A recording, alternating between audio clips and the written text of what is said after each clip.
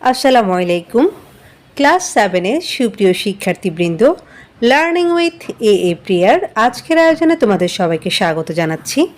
আমরা আজকে আলোচনা করছি তোমাদের ইউনিট 4-এর লেসন 6-এর মোরালিটি শব্দ নামে যে প্যাসেজটা ছিল বা যে রিডিংটা তোমরা পড়েছো, হ্যাঁ, সেটার পাশে কিছু কোয়েশ্চেন ছিল। অর্থাৎ এখান থেকে তুমি কি করবে, সঠিক উত্তরটা বাছাই করবে। এরকম 3টা কোয়েশ্চেন রয়েছে, সেই কোয়েশ্চেন থেকে আমরা আজকে আলোচনা করব। আর আমাদের পেজ নাম্বার হচ্ছে 38। আর এর আগের ভিডিওতে আমি এই 38 পেজ পর্যন্ত বিস্তারিত আলোচনা করেছি। কারোর যদি টেক্সটটা পড়ার ইচ্ছা থাকে বা প্রয়োজন হয়ে থাকে তাহলে তোমরা প্লেলিস্টে গিয়ে দেখে নিতে পারো। এখানকার ইনস্ট্রাকশনে বলা হয়েছে যে ঠিক the best answers to the following multiple choice questions. Multiple মানে হচ্ছে বহুমুখী বা অনেকগুলো বলতে পারি আমরা। অর্থাৎ নিচে যে আমরা 3টা কোশ্চেন দেখতে পাচ্ছি, এই কোশ্চেনগুলোর জন্য তোমাদেরকে 3টা করে আনসার দিয়ে দেওয়া হয়েছে এবং এর মধ্যে যেটা সবচেয়ে বেস্ট তোমরা সেটাকে টিক চিহ্ন দিবে। তো প্রথম প্রশ্নটা হচ্ছে যে the students are confused.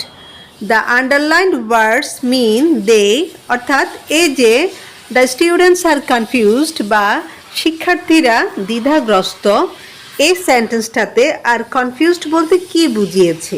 তো তোমার প্রথম অপশন দিয়েছে হচ্ছে ক্যান থিঙ্ক ক্লিয়ারলি, অর্থাৎ ঠিকভাবে তারা চিন্তা করতে পারছে বা বুঝতে পারছে। বি নাম্বারে বলছে যে ক্যান নট আন্ডারস্ট্যান্ড, অর্থাৎ তারা বুঝতে পারছে না। সি এ বলছে যে আর আনএবল টু স্পিক, অর্থাৎ আনএবল মানে হচ্ছে অক্ষম, স্পিক মানে হচ্ছে বলা, তার মানে হচ্ছে তারা কথা বলতে অক্ষম।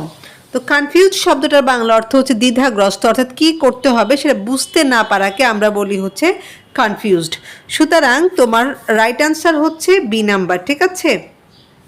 বি হচ্ছে তোমার রাইট আনসার। এরপর নাম্বার 2 এ বলছে যে when you buy a thing from a morality shop, অর্থাৎ যখন তুমি এই নৈতিকতার দোকান থেকে কোনো একটা জিনিস কিনবে, ইউ তখন তুমি কি কি করবে? দেখো এখানে 3টে অপশনের মধ্যে প্রথমটাই বলছে pay the money to the office, তুমি কি করবে? অফিসে টাকাটা জমা দিবে।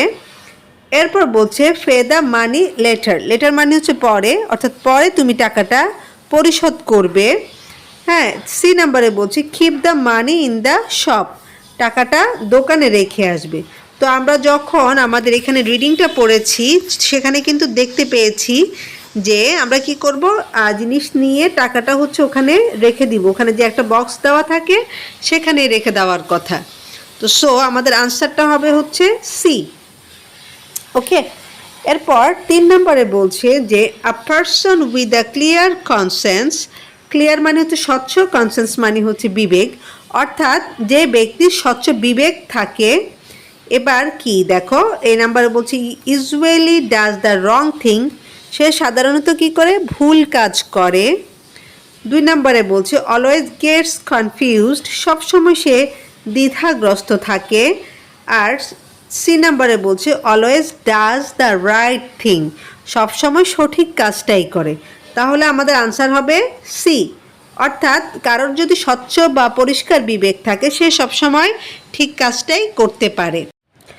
আজকের ভিডিওটা আমি এখানেই শেষ করছি, কিন্তু যাওয়ার আগে আজকের এই টপিক সম্পর্কে তোমাদের মতামত জানতে চাচ্ছি। তোমাদের কার কেমন লেগেছে বা কোথাও যদি কোনো প্রবলেম হয়ে থাকে সেটা অবশ্যই কমেন্ট বক্সে জানাতে পারো।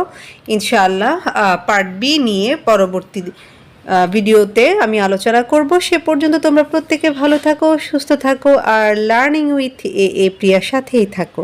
আল্লাহ হাফিজ।